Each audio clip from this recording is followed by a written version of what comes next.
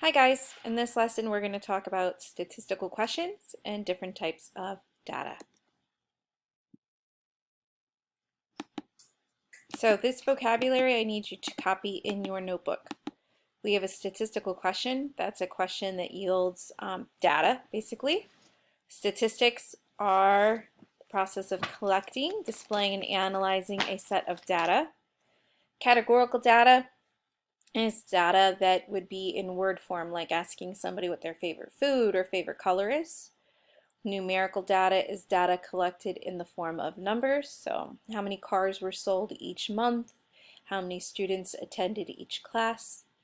And a bias is a problem that might affect the results when you're gathering data. Make sure you copy this in your notebook. So our first example says, Mrs. Crenshaw asks her 6th grade students the following questions. What is the age in years of 6th grade students? What is the age in months of students in 6th grade? And we want to know which one's going to give the more varied data, the more different answers is what we're looking for here. So if you think about 6th graders, most 6th graders are about the same age. They're around 11, some are 12, maybe a 10-year-old or so. But if we were to ask in months, that would give us more varied answers. So for example, if you're 11 years and 3 months, you would say 135 months. If you're 11 years and 4 months, that would be 136 months. So you're going to have more different answers if you ask for their age in months as opposed to their age in years. Here's another question. Mr. Bodine asked his students the following questions. How many minutes did you spend on homework last night? How many hours did you spend on homework last night? So we're thinking about which question is going to give us the more varied data, so the more different types of answers. That's clearly going to be how many minutes did you spend on homework. Okay, they might say 45 minutes, 30 minutes, and 90 minutes. But if you ask them how many hours, they might just tell you 1 hour, 2 hours.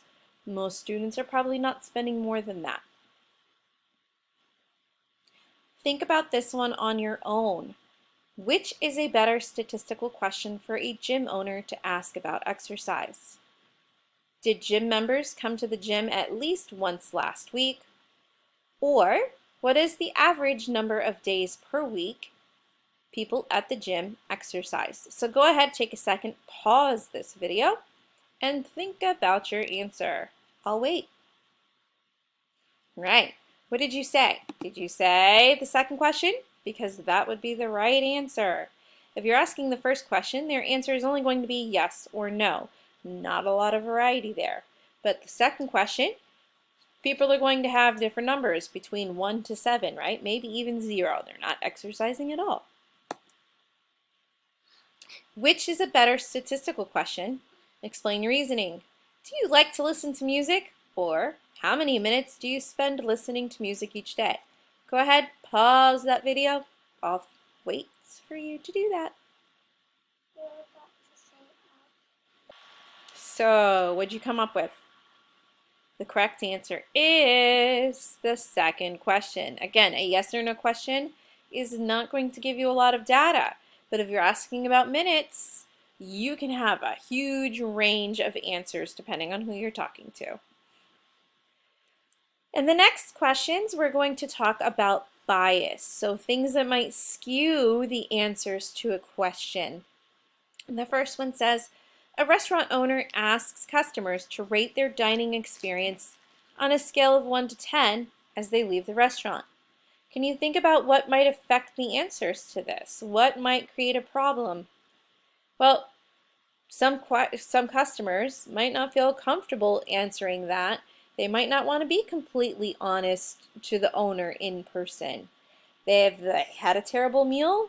Maybe they're going to be completely honest with that, but some people don't like to share their thoughts and feelings so much. Here's another scenario. A worker surveys people outside the monkey exhibit at the zoo, asking, what is your favorite animal at the zoo?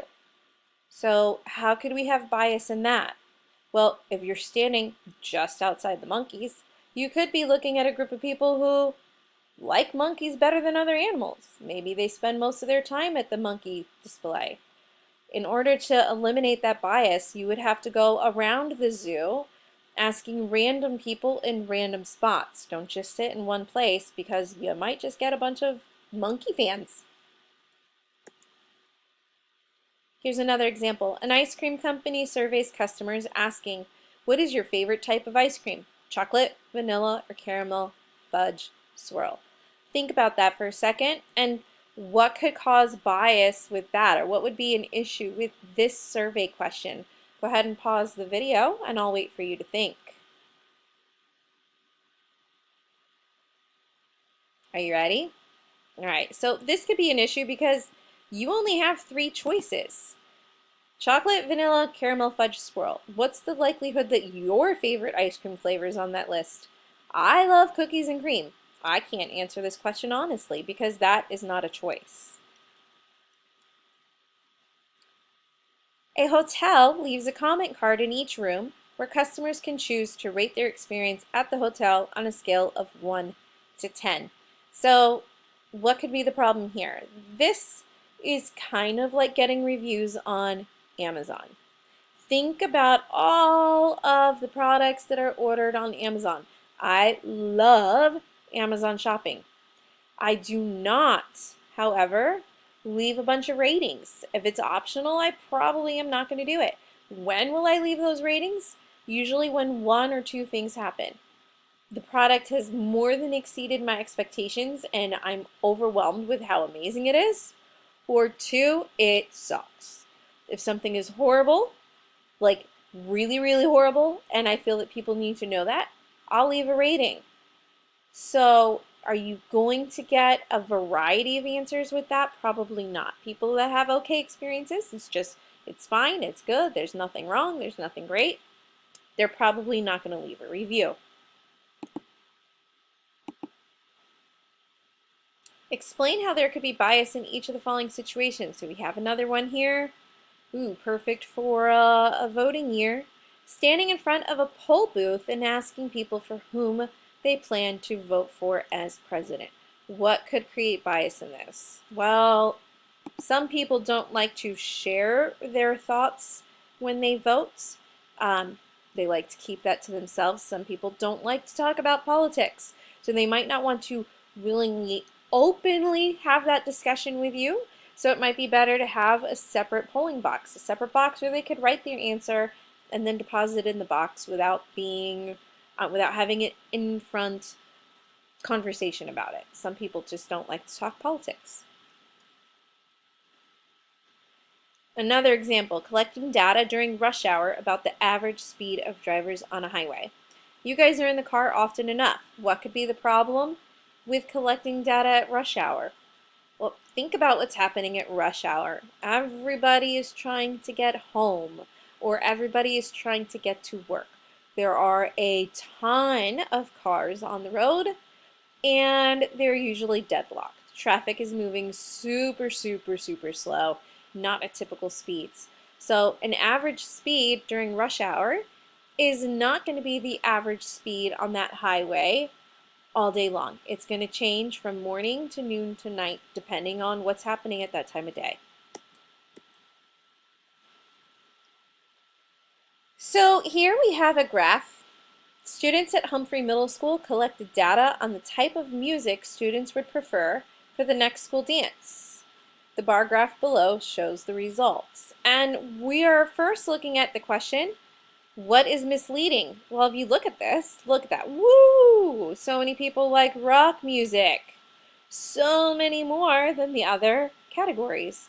But what do you notice? Does this graph start at 0? No, it starts on 22. So if you think about that, we've got our lowest one is rap. That's not that low, actually. It would be 23 students, where rock is 28. So is there really a huge gap between rock and rap? Not really. So without starting that graph at 0, it's really skewing your results. A more proper and accurate bar graph would look like this. So here we're starting at 0. counting up by increments of 4. And now you can see that yes, more students did prefer rock music, but it's not by an overwhelming amount. They're almost kind of all the same, almost. So why would someone want to use data that looks like that? Can you imagine if it's somebody who's already a fan of rock music, they're going to present it that way because then they're going to get what they want, right?